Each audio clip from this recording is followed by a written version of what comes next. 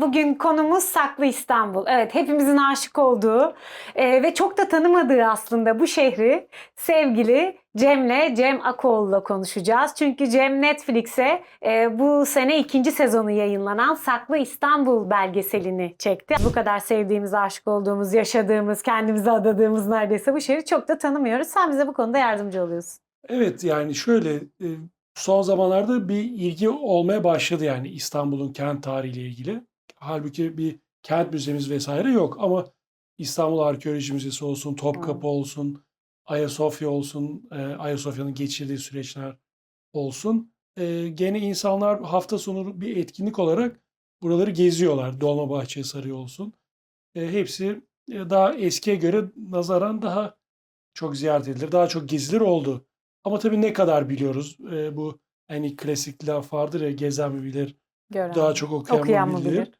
En iyisi okuyarak gezmektir Evet. aslında. Her ikisi birlikte olunca değil Evet, mi? biz de biraz da onu vermeye çalışıyoruz. Yani insanlar gezdikleri yerden, gezdikleri yeri görmeden önce bir fikirleri oluşsun, bir oranın tarihiyle ilgili bir, tabii biz başka yerlerini de gösteriyoruz, o da Evet. ayrı bir şey ama gene de genel bir tarihine değiniyoruz. Oranın tarihsel önemine değiniyoruz. Birçok sanat tarihi olsun, arkeoloji açısından olsun, klasik tarih açısından önemini vurguluyoruz. Tabii insanların belki bunlar hakkında kitap okumaya bazen zamanları olmuyor. Akşamları işten geldikten sonra bir belgesel izlemek, tarih belgeseli Görmek izlemek. aynı anda Evet, iyi bir geliyor farklı bize. bir his veriyor. O anlamda biz de İstanbul'un tanıtımına katkıda bulunmaya çalışıyoruz. Tabii bir yandan da görülmemiş yerlerini veya ziyaret edilmesi ancak özel izinlerle görülebilecek yerleri gösteriyoruz. Senin belgesel dizisini izlerken aklına ay burada çok akrep var ya. Ben fareyle baş edebilirim sanki ama akrep beni çok ürkütür. Herhalde Evet, gördünüz, tabii yaşadınız. tabii. Bazıları düzenlenmiş alanlar ama onları hariç tutarsak işte Hı gene hı. biraz önce bahsettiğim alanlarda veya e, başka mesela Acı Çeşme sokaktaki sarnıç olsun. Mesela buralar bazısı hiçbir düzenleme yapılmamış. İçerisinde yazık ki bazılarının kötü durumdaydı Hı hı. hatta. Biz de girerken neyle karşılaşacağımızı bilemiyoruz yani. Reke için gittiğimiz için Hı hı. e, fareler, çöpler birikmiş, bir sürü kalıntılar. Yani böyle insanın aklında hayal edemeyeceği, ancak görünce fark edebileceği şeyler oluyor. Tabii biz de onların bazısını çekimler için Hı düzenleyerek hı. aslında hani Tabii. sinemanın büyüsünü kullanarak bir Evet. yerde orası sanki hani o haldeymiş, o hale getirerek o haldeymiş gibi sergiledik. Aynı şekilde aklım Neticede bu da çok önemli. Lafını kesiyorum ama estağfurullah. neticede bunu sadece biz izlemiyoruz.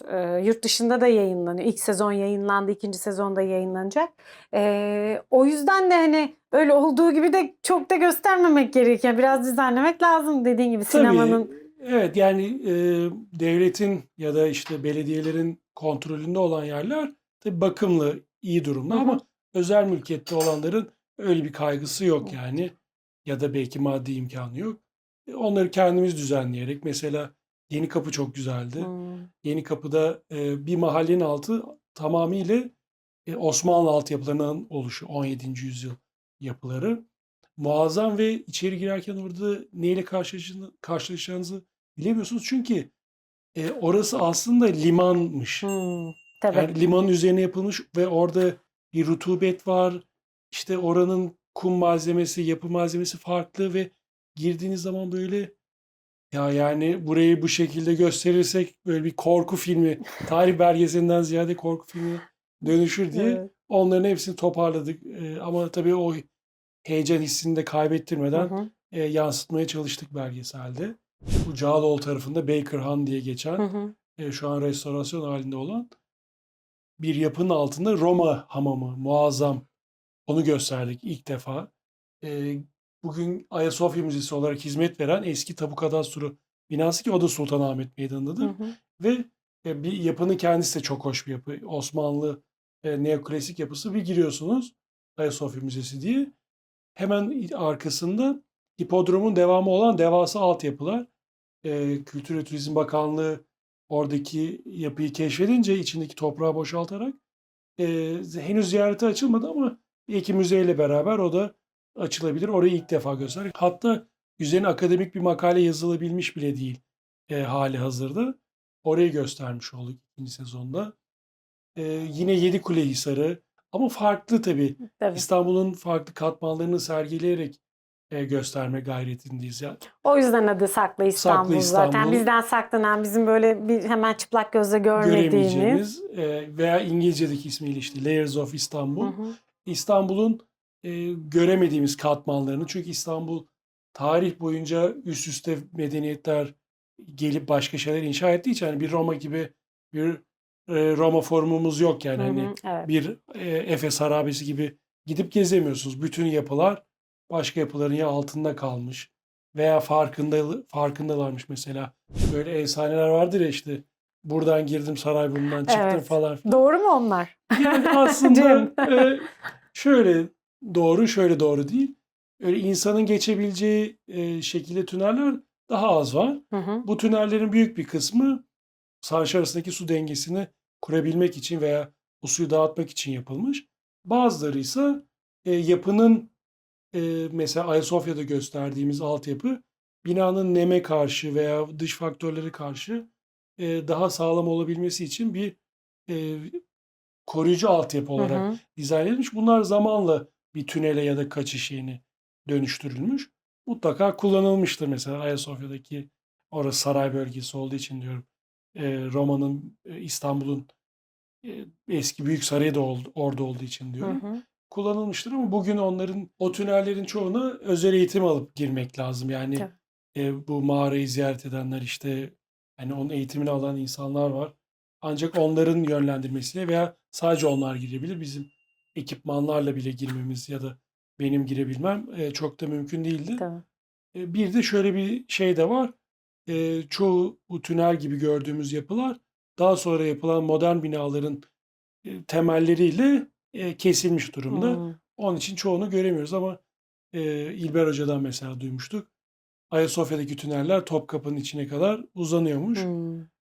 Biz tabii teknik olarak imkanı olmadığı için onları gösteremedik ama Evet. böyle şeyler var. Şey oluyor, efsane ama oradan giriyorsunuz, buradan Buradan çıkıyorsunuz çıkıyorsunuz. falan. Hepsinin bir Yok. sınırı var Hepsinin bir neticede. sınırı vardı. Her yere uzananlar belki sarnıçlar arasındaki o suların akışını sağlamak için olan küçük kanallar belki. Küçük kanallar, evet. Saklı İstanbul belgesellerinin 3. sezonu gelecek mi? Elin var mı öyle bir plan? Yani program? İstanbul'daki konu bitmez, mevzu Evet. bitmez yani onlarca, yani Boğaz'ın bir kısmını göstermedik, yani Avrupa Tabii. yakasını göstermedik ya da Tarihi Yarımada'da bile 10-15 bölüm daha rahat çıkar Çıkıyor, yani değil ve mi? aynı bu bölümler kadar cezbedici bölümler kadar çıkar. Fakat artık Anadolu'ya belki Hı hı. yönlenmemiz lazım diyorum. Evet. Anadolu'nun saklı yerleri de hiç Ya, bitmez. Böyle. Çok bitmez. saklı çünkü. O bizi çok zorlayacak kesin. Yani onun hakkında da çalışmalarımız sürüyor ama nereyi koyacağız, nereyi çıkartacağız? O böyle bir şey, ne derler, bıçak sırtı gibi. Çünkü Anadolu'da da yani onlarca sırf antik kent değil, antik kentle modern yerleşimin Tabii. bir arada olduğu birçok yer var. Veya antik bir kent olsa bile işte daha eski Grek katmanı olsun, Roma katmanı olsun, daha sonra Osmanlı katmanı, hepsinin bir arada yaşadığı birçok yer var. Saklı Anadolu diye devam edecek. Çok teşekkür Ben ederiz bu teşekkür ederim sohbet davet için. ettiğin için.